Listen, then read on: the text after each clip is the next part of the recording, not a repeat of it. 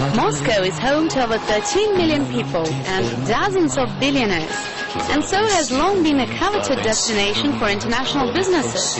And with almost every second outdoor sign written in Italian, it seems the Mediterraneans feel most comfy here.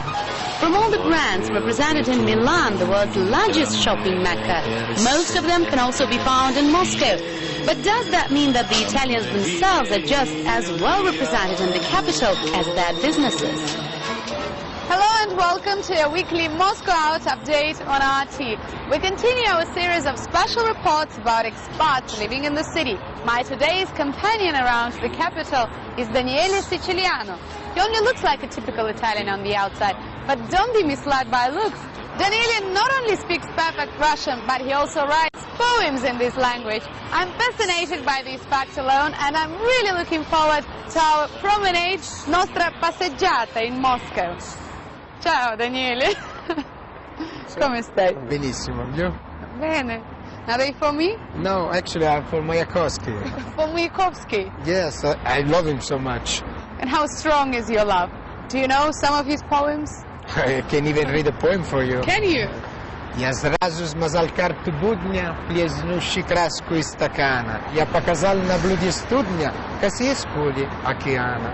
На чешуе женственной рыбы прочел язовых новый губ. А вы ноктюрн сыграть могли бы на флейте водосточных труб? That's fantastic. А еще? And one more. Good. Я бы хотел жить умереть в Париже, если б не было такой земли, Москва. Great. They sound like fun. It's a surprise to meet an Italian who, after only 3 years of learning Russian, reads poems which are sometimes quite hard to understand, even for natives. If you're just as big a fan of futurist poet Mayakovsky or simply want to get a glimpse of what Russian literature has to boast about beyond Tolstoy and Dostoevsky, go spend a few hours at the Mayakovsky Museum in Moscow. The gallery is a former apartment where the rebel poet lived up until he committed suicide in 1930. You'll be quite surprised to know that modern advertisements are not that different from what the communist poet was doing at the beginning of the last century. You've impressed me, Daniele, honestly. What is our program for today? I will take you to a restaurant. To a restaurant. To an Italian one? Why you Russian woman want to know everything? It's a surprise.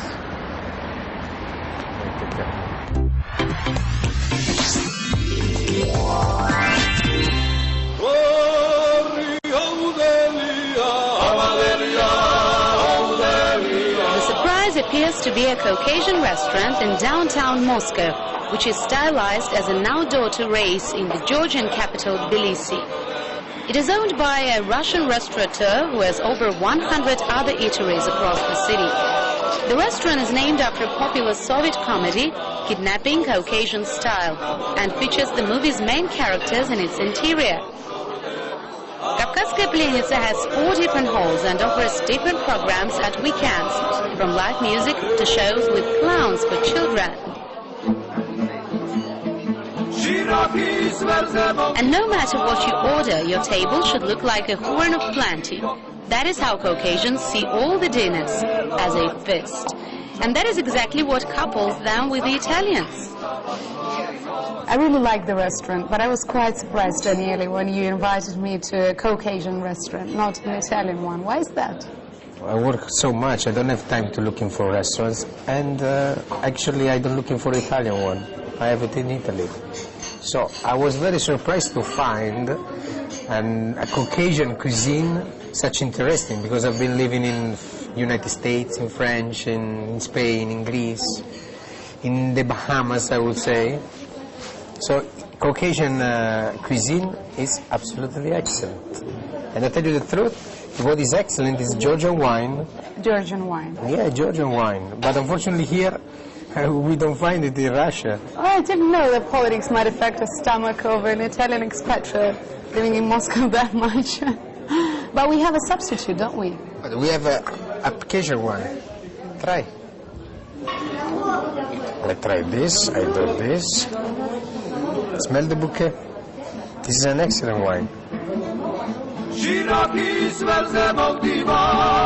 So Some of the restaurant's dishes are cooked in front of the guests. Me and Daniele were enjoying the smoky smell of hot hachapuri and couldn't take our eyes off the cook, who mastered his pastry just as quickly as Italians cook their pizza.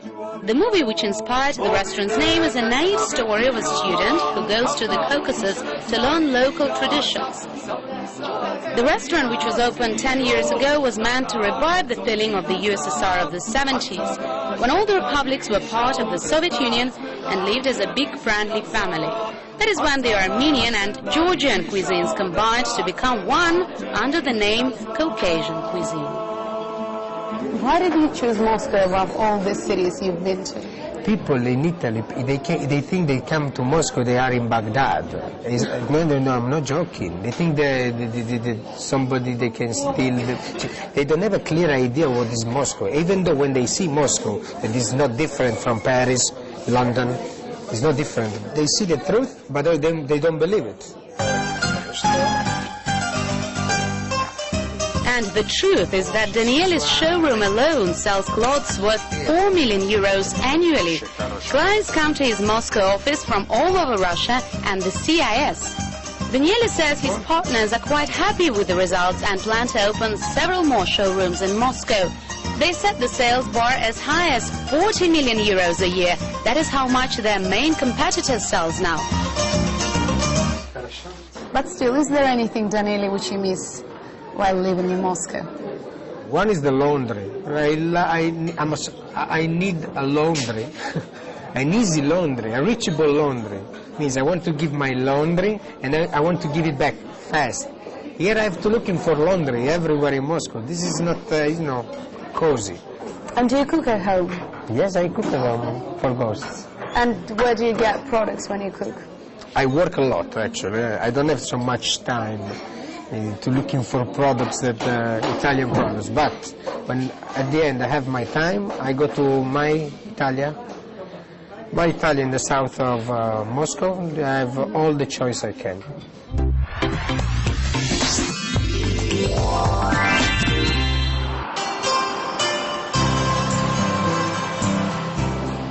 Italia grocery store, where Daniele takes me shortly after our dinner, is quite far from the city center, and that's why it boasts some attractive prices.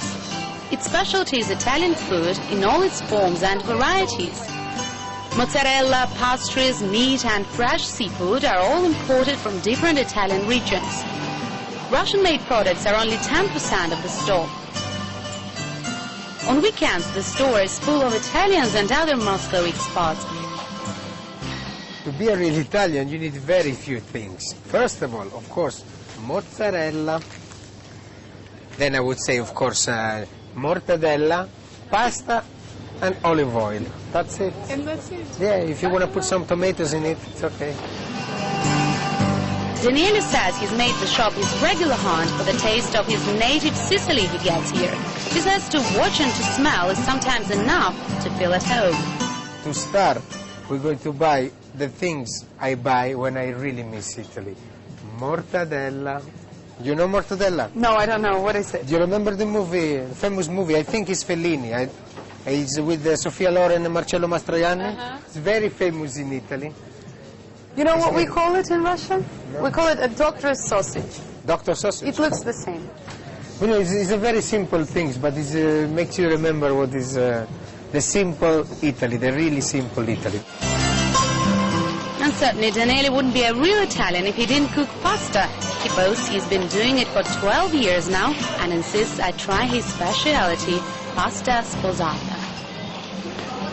So, Daniele, which pasta would you choose if you're about to cook a dinner for me? For you, I think I will do for you tortellini, that I like a lot. Yes, with panna and prosciutto.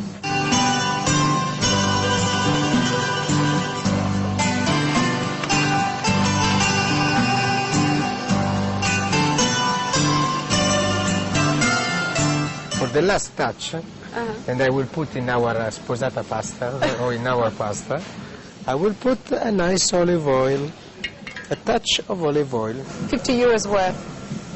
How much would that be in Italy? The price maybe is 30 euros, but it's expensive too, a good olive oil.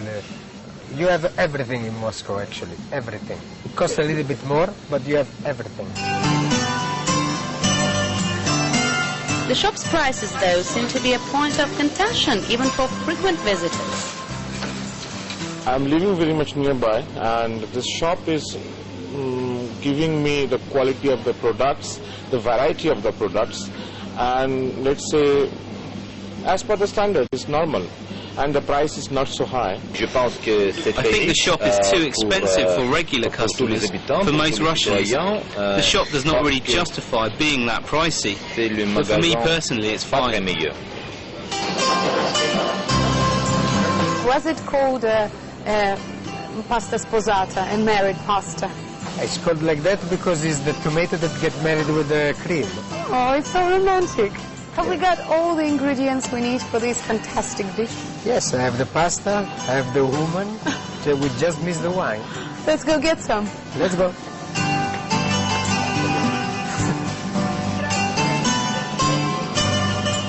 A bottle of red Italian wine is the final touch for the dinner, which I'm looking forward to in anticipation.